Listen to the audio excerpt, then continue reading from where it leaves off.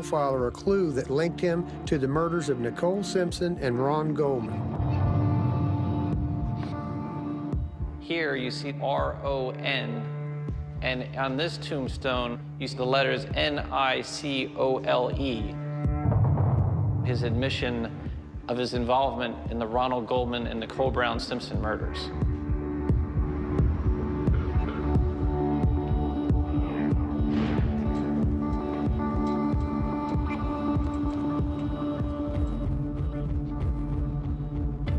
After getting many letters and paintings, the criminal profiler wanted to confront my brother in person to get the evidence he needed. He paid a visit to Florida's Union Correctional Institution. Finally, years after the murder, Glenn was ready to tell his side of the story. Department of Corrections puts out what they called cold case homicide cards. We would grab different games and talk for 6 hours a visit.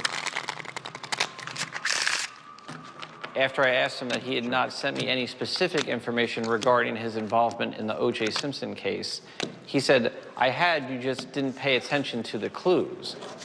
I challenged Glenn to prove that he had actually committed the murders, that only the killer would know what the actual murder weapon looked like. And so Glenn drew this specific weapon.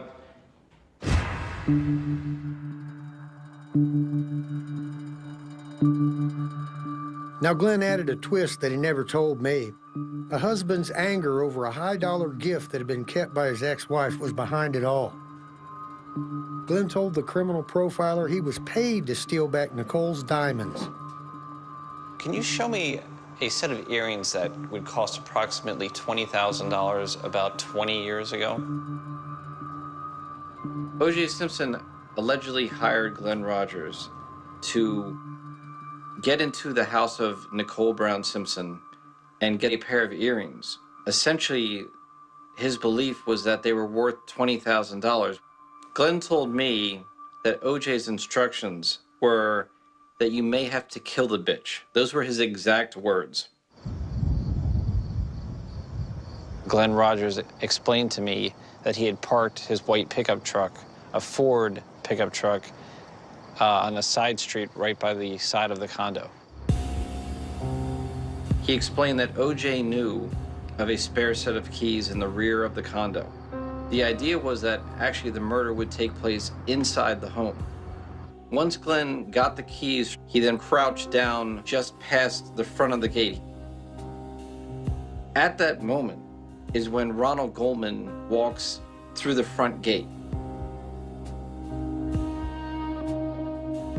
Glenn Rogers realized that Ronald Goldman suddenly became an obstacle that needed to be dealt with. He struck him with a large knife, incapacitating him, and threw him against the tree. It was not something that I had expected Rogers to say. He said that upon her entering into the fray, he stabbed Nicole Brown Simpson once, and she fainted. He charged Goldman and pushing him against the tree where he later was found deceased. He said that he pulled her hair back to expose her neck and pulled the knife once to sever her neck to kill her instantly. OJ, anything you can tell us? OJ didn't want to, quote, get his hands dirty, per se, in the crimes. He was essentially going to check on Glenn's work. If Glenn's story was true, there had to be something at the crime scene to show he'd been there. And sure enough, evidence came out in the Simpson trial that two men were there. Shoe prints spelled out a story in blood. And the Lorenzo. FBI agent William Bodziak went halfway around the world to find these expensive Italian shoes he said are similar to the ones that could have been worn by O.J. Simpson to commit the murders. Bodziak examined the bloody footprints found on the walkway outside Nicole Brown Simpson's condo. They matched the soles on the exclusive Bruno Malley shoes, he said, and the size of Simpson's tennis shoes are a perfect fit. But the shoe prints that looked like OJ's weren't the only ones there. It's possible to identify here a design that resembles a shoe. Yes. Nationally known forensic scientist Henry Lee identified a second set of shoe prints, what could be a mystery murderer. By the time OJ had gotten there, two people had bled significantly onto the sidewalk. If O.J. Simpson told me I did it, I would want to know how. You got to explain to me how you did this in less than 6 minutes and got rid of the weapon, the clothes, the bloody clothes. How did you do this? Impossible.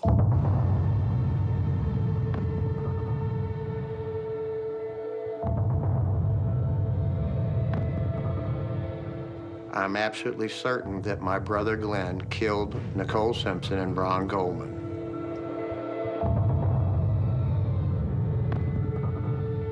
I know my brother did it because I've seen proof that he was there.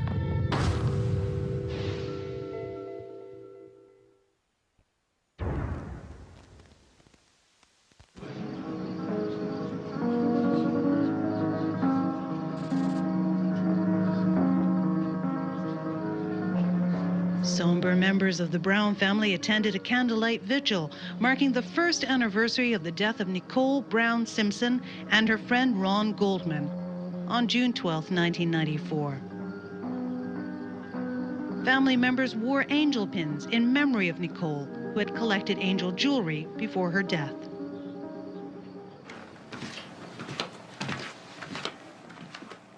I remember the pin. Mom said Glenn sent it to her. And when she went to trial, he wanted her to wear it. In 2010, I'd got another letter from Glenn, and this is what it says. At my trial, Mom has on that black vest top, and pinned to it is a gold angel with a diamond in its hand. I sent that to Mom the day after the situation in Brentwood. It's something everyone missed. I believe that that angel pin is absolute proof that Glenn killed Nicole Simpson and Ron Goldman. The same pendant taken off her body.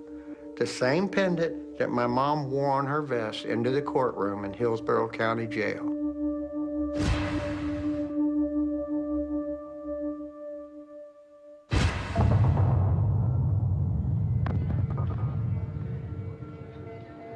"18 months after he was captured, a Florida judge sentenced Glenn to death for killing Tina Marie Cribbs in the Tampa 8 motel.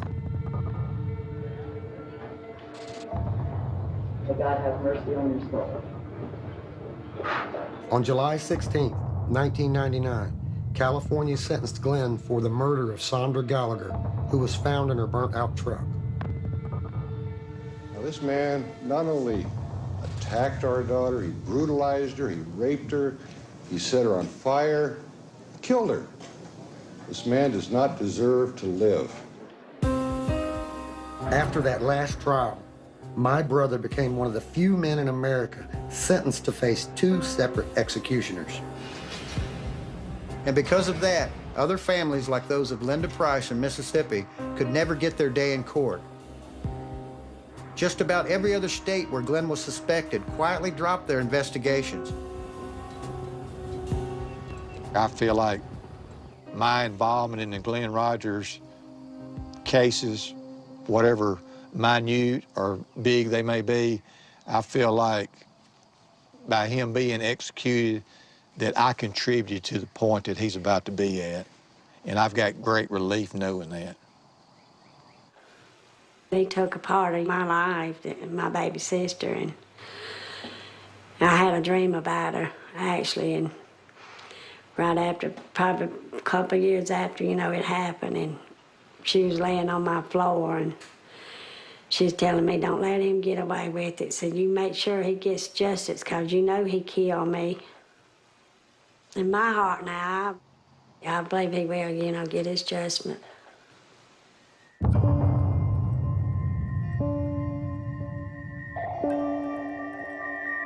It's been 15 years since a judge sentenced Glenn to die. He's run out of appeals and could be executed any day now.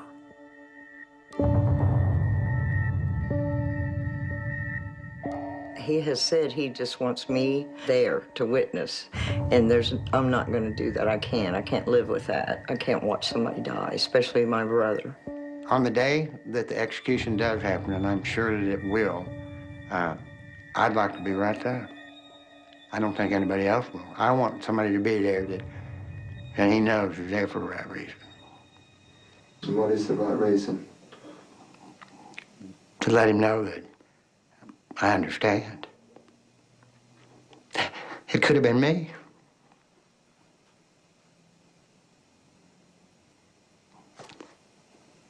Yeah, I'm about done.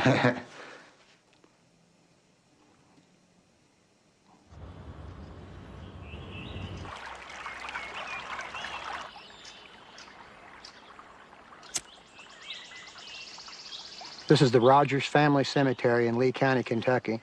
Our family's been buried here since 1840. My brother Glenn is on death row, and this is where he wants to be buried.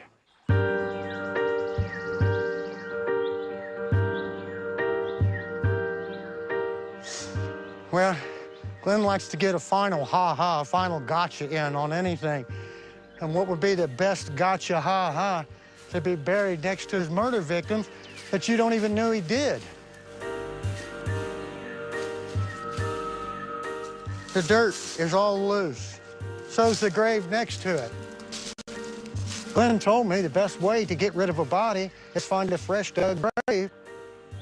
Move the dirt over, put the body down in there, cover the dirt back up, lay the sod back down. Nobody never know it's there. If there are people up here, we need to know. I got a message, Glenn. Time to come clean. It's getting too close. It's been too long.